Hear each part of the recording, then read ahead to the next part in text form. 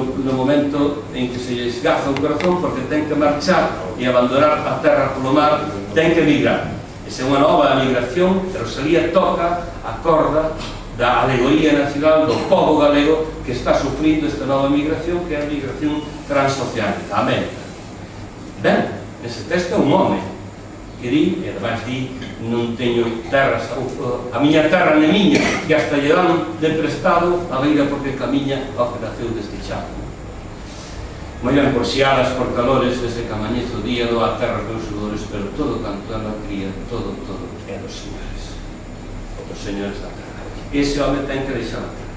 Ben, non hai que esperar a follas novas e as viúvas de vivos e viúvas de mortos que ninguén consolará para que estas aparezan, para que aparezan as Penélopes en Rosalía de Castro.